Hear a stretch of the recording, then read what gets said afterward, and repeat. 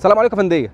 في علاقات كده ما بتبانش الا بالعشره، لازم تقعد فتره طويله عشان تعرف العلاقه دي هتكمل كويس ولا لا، وخصوصا لو بتجيب عربيه عائليه. العربيه الجاك الجي اس 8 برو دي انا مرمطتها معايا على مدار شهرين، اسفلت، طرق مكسره، مدن، ارياف، زحمه، طرق سريعه، كل حاجه. فجاي اقول لك على الخلاصه بتاعت لو هتجيب عربيه عائليه زي دي تحط فيها اولادك، هل هي عربيه تستاهل ولا لا؟ تعال نتكلم عن الجاك الجي اس 8 برو. جاك عندها لاين كبير جدا من العربيات في مصر، من اول عربيه الاس 2 الصغيره لغايه العربيه الجي اس 8 برو دي اللي هي اكبر عربيه عائليه عندهم، والعربيه الوحيده اللي ب7 كراسي عندهم. فعايزين نتكلم عن العربيه دي بالتفصيل. لو انت بتفكر في عربيه عائليه في الفئه دي، العربيه دي تنزل بفئتين سعرهم 1.225 و1.275 جنيه. ولو عايز تعرف الاسعار المحدثه للعربيات بشكل يومي او مواصفه اي عربيه، ممكن تبص على اللينك تحت بتاع كونتاكت كارز، تعرف عندهم كل حاجه عن اسعار العربيات ومواصفاتها. ولو جبت العربيه دي او اي عربيه ثانيه وعايز تحمي الدهان بتاعها، ممكن تبص على اللينك تحت على كاربرجيني عشان تعرف ازاي تحمي دهان عربيتك، وازاي تحط افلام حمايه حقيقيه بضمان حقيقي تحافظ على دهان عربيتك وتطول عمره معاك.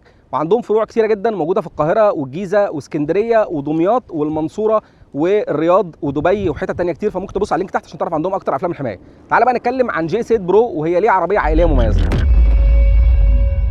ايه بقى المميزات الاساسيه في الجي 8 برو؟ العربيه من بره شكلها ملفت وحلو، فيها ليد بارز كبيره كده وبتعمل لك لايت شو وانت داخل عليها، وممكن كمان تدورها من بره قبل ما تروح عندها عشان خاطر تبرد الكابينه في الصيف، والموضوع ده مهم جدا.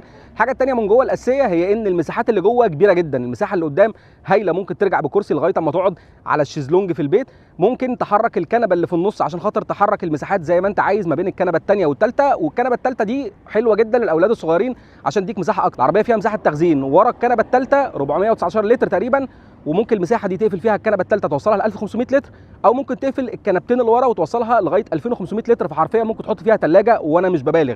فالعربيه ممتازه لو انت عندك عيله كبيره او في نفس الوقت بتنقل بضاعه في عربيه بتاعتك فمحتاج عربيه كبيره لنقل البضاعه دي. الحاجه الثانيه هي التجهيزات اللي موجوده جوه الكابينه، فالتجهيزات هايله. عندك كراسي جلد جوه الكابينه، عندك بانوراما واصله لغايه الصف الثاني، فكل اللي قاعدين في العربيه ممكن يشوفوا الشمس عادي وهم قاعدين جوه العربيه.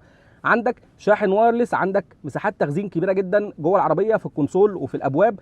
عندك كمان شاشه 12.3 بوصه فيها اندرويد اوتو ابل كار بلاي، وفيها زراير للتحكم في التكييف تحتها عشان لو الشاشه حصل فيها مشكله، وفيها كمان زراير تاتش ناحيه اليمين عشان الراكب يتحكم في الصوت بتاع الشاشه او يطفي الشاشه ويشغلها، ودي برده نقطه ممتازه. عندك كمان امبيانت لايت موجود جوه العربيه وممكن تغير الالوان بتاعته والمودز بتاعته. عندك تحكم كهربائي في الكراسي، وعندك فتيس شيفت باي واير والنوب بتاعه شكله شيك كده، وممكن تدوس على زرار الباركنج في النص فشكله لذيذ. ايه بقى اللي ما عجبنيش جوه الكابينه؟ ما عجبنيش الحقيقه بعض الخامات اللي موجوده في الكابينه فيها بلاستيك شويه، مستوى الخامات كان محتاج يكون احسن من كده. وما عجبنيش مستوى الراحه بتاع الكراسي اللي قدام، فيها نشفيه شويه، كانت محتاجه شويه سفنجه اكتر من كده. والشاشه بتاعت العربيه تحسها اوت ديتد شويتين، يعني كانت محتاجه سوفت وير احدث من كده. فدي الحاجات اللي ما عجبتنيش جوه العربيه. تعال بقى نتكلم عن السواقه بتاعت العربيه عامله ازاي.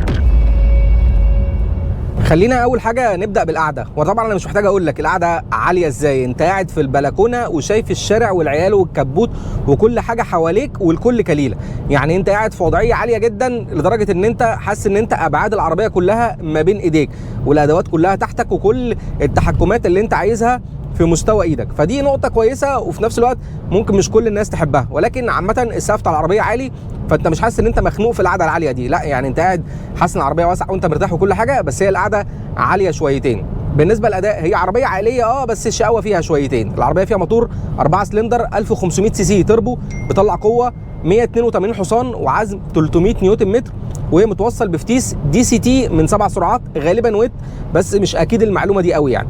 طيب العربيه ادائها الرسمي من 0 ل 100 في قد ايه؟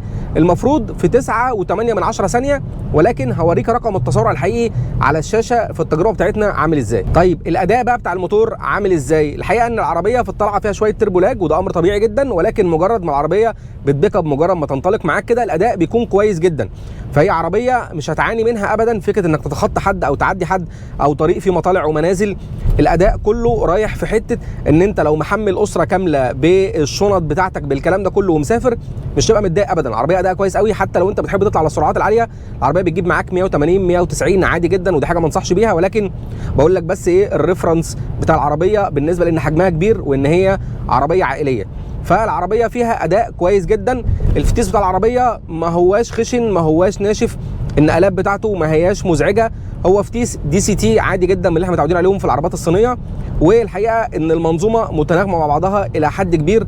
يعني لو انت بتقلب ما بين النورمال مود والسبورت مود في العربيه في السواقه هتحس ان في فرق شويه في الحده. العربيه في الاجمال ادائها كويس ومش هتحس فيها بضعف خالص. النقطه الممتازه بجد بقى هي معدل استهلاك البنزين في العربيه، وهو من رايي الاحسن في الفئه دي والاحسن في وسط كل العربيات السبع ركاب اللي موجوده في الفئه دي. العربيه في العادي بتعمل معاك في حدود 7.5 لتر في الاستهلاك الكومبايند ما بين طرق سريعه وما بين استخدام جوه البلد. لو انت رجلك خفيفه شويه وبدون مجهود كبير ممكن تجيب معاها اقل كمان من 7 لتر، فالاستهلاك ممتاز. ولو انت بتجري بالعربيه وقارص عليها الاستهلاك بيطلع معاك لحدود 8.5 لتر. فالعربيه اجمالا استهلاكها للبنزين ممتاز جدا، ودي واحده من احسن عربيات الفئه دي بدون مبالغه في استهلاك البنزين. طيب بالنسبه للعفشه عامله ازاي؟ الحقيقه قولا واحدا كده العفشه في العربيه دي ناشفه. لو انت ماشي على سرعات بطيئه او ماشي على سرعات عاليه هتاخد بالك ان العربيه ما عندهاش قدره كبيره على امتصاص عيوب الطريق والنقر والمطبات والحاجات دي، بتحس بيها بشكل ملحوظ، خصوصا ان زي ما قلت لك الكرسي بتاع العربيه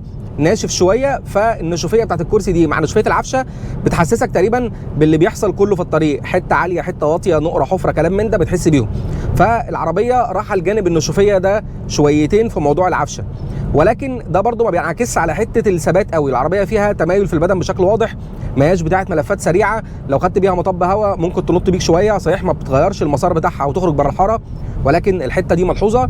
فالعربيه ناشفه وهتحس بموضوع النشوفيه ده في جميع الاحوال. هتقول لي طيب ايه بقى اللي جاب موضوع الاداء الكويس في الموضوع ده؟ هي الحقيقه الموضوع الاداء الكويس اللي موجود فيها معمول عشان خاطر زي ما قلت لك لو انت محمل او مسافر او معاك شنط كتير او كلام من ده ميبقاش عندك اي عجز في الاداء، لكن هي عربيه عائليه ملهاش في حته الجري والثبات والمناورات والكلام ده خالص. هي مش رايحه للجانب ده تماما، هي مركزه قوي في حته العائليه والمساحات الكبيره والحته دي بس. وحاجه كمان تذكر على سيره الموضوع ده وهي اداء الفرامل. اداء الفرامل كويس، ولكن مشوار بدال الفرامل طويل، فمحتاج يكون رجلك تقيله شويتين عشان تاخد اريا الفرامل اللي انت عايزه، خصوصا مع وزن العربيه دي. فدي نقطه برده لازم تخلي بالك منها وانت سايق الجي اس 8 برو. طيب بالنسبه لعزل الصوت، عزل الصوت في العربيه الحقيقه متوسط، يعني لو انت واقف في الزحمه او كده هتبقى الاصوات الخارجيه مش مسموعه قوي، لكن مجرد ما تتحرك بالعربيه على سرعات 40 50 60 تبدا تسمع صوت الهواء بشكل ملحوظ. وعلى السرعات العاليه فوق ال100 صوت الهواء ملحوظ جدا من العربيه، خصوصا من حته البانوراما.